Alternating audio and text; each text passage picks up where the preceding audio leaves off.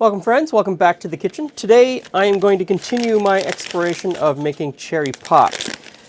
In the last episode I tried a couple of things and we got somewhere that tasted really good, that Julie liked. Kind of a light, very light flavored, not too tart, not too sweet cherry pop. It was quite nice, but it wasn't exactly what I was looking for. So today I'm going to try something a little bit different to get to the spot where I think I want to be.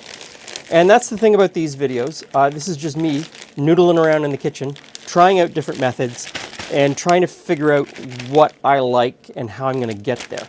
So into this bag, I have put sweet black cherries. These are frozen cherries. Got them at a local orchard here. And to that, I'm going to add some tart red cherries, just to kind of play against the sweetness with a little bit of the tartness.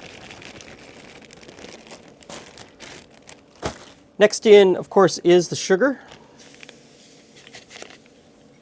Next I'm going to put in a vanilla bean. Now I've opened up the vanilla bean and scraped out the seeds in the middle, and I'm going to put those in separately as well as the pod. And to that I'm going to add just a few black peppercorns. And this is Telecherry black pepper.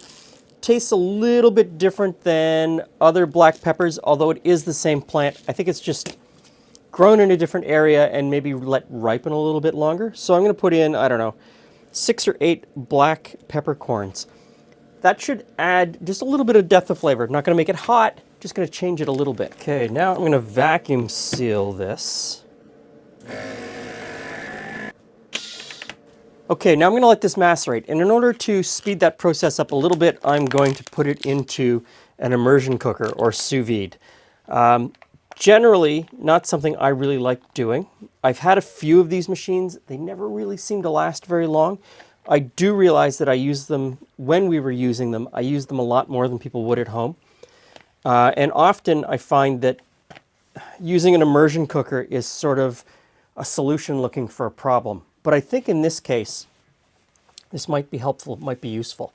So I'm going to let this go for an hour or two at 60 degrees Celsius, and I'll keep checking back on it and sort of decide by eye when to stop it.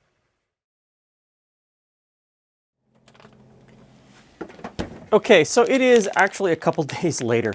I put this into the bath, the hot water bath. I left it for a couple of hours, and then I got sidetracked on something else, realized I couldn't get back to it. So I chilled this down really quickly, and I stuck it in the fridge, where it's been for probably 48 hours.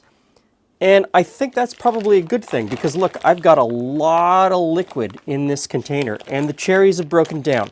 So I'm going to go through the process of straining out the solids.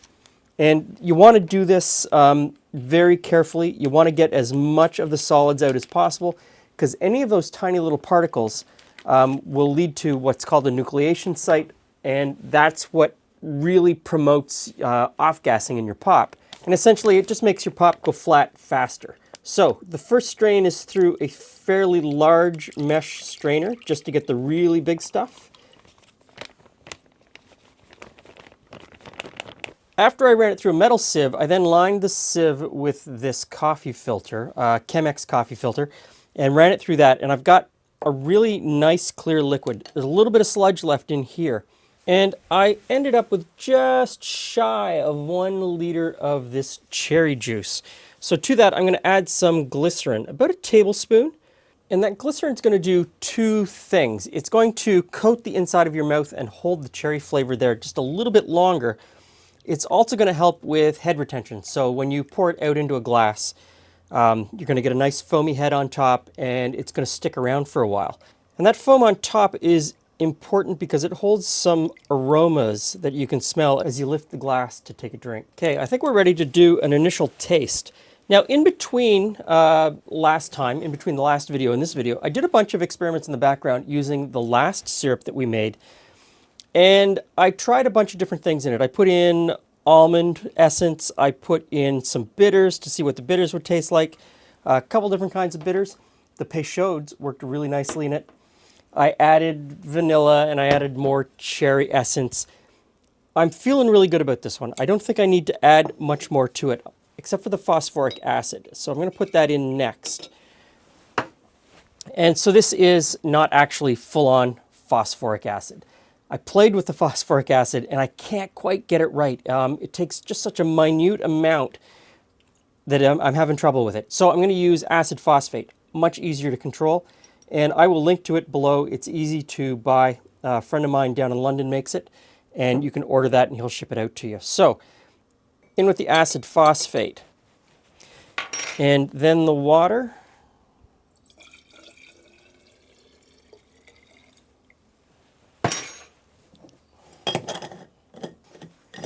Now I'm using an ISI Whipper canister because it carbonates really quickly. And so this is a CO2 cartridge. Put one in and give it a shake. Now you don't have to use an ISI canister. I just find that it carbonates a small amount of liquid really quickly with really strong carbonation levels, much stronger than you would get with a soda stream, or if you put a little bit of syrup in a glass and then poured in some soda water. This gets me much closer to what I'm going to get in the end when I put it in a full-size keg and serve it all summer long. So I'm going to stick this in the fridge, and in about half an hour we'll give it a taste. Okay, so in the last video I failed to let everybody know that you're supposed to let the gas off first before you open the ISI. Seemed pretty straightforward.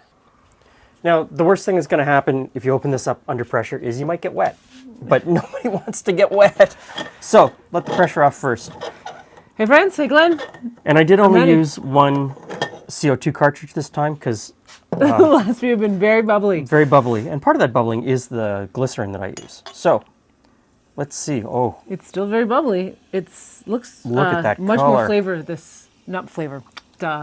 Much more color Yeah. in this one than the last two Yeah. versions you've done. so I didn't add as much glycerin, so there's not as much head, which is something I can still play with. But Although this one does not have the super strong cherry flavor necessarily that one of the other ones did, but it's got a very full flavor, yeah, although not necessarily just cherry.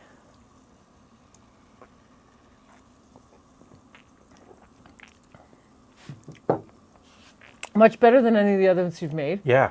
It certainly didn't make us, that first That's one. sour, yeah. In between the two videos, I was playing with the phosphoric acid. You got that. And there was a couple where it was just as soon as you got it in your mouth, it was like, oh my. That's really pleasant. Now, I really like that. It's not super sweet. Mm-hmm. I think others would like more syrup in it. Yes, and you I could, would say most people would like more syrup in it, knowing that I have to, water down juice because I find it too sweet, which is funny considering the amount of cake I eat. probably a third more syrup would get that to the level of what most people are looking for. But it's got a lot of those flavors that you're looking for. It's very full flavor. It's, Yes. Lots going on there. So I think the addition of the two kinds of cherries, the black peppercorns, I think is brilliant. Someone left a comment in the comment section that their grandmother put black peppercorns in her cherry pies and always won at the fair. So I thought, let's do that. I like this. This is the I have one. to remember that because I really love cherry pie. And so that color is the color just from the cherries. I didn't add any coloring to it. So I think your selection of cherry is very important. Mm-hmm. And the leftover cherries are in that cherry upside down cake. So I'm looking forward to that. Now, this is great. So I'm going to take this as a base starting point and do a cherry Coke. So I'm going to get the 7X formula back up and running, make a new one, Da-da. do a cherry Coke. And I think what I've learned with this is going to play into the next Dr. Pepper episode, which will be a while. It's going to be a while. Relax, but it is coming because I think what I learned doing this is really going to help me out there. All right, in that case. Thanks for stopping by. See you again soon. Come back for this cake.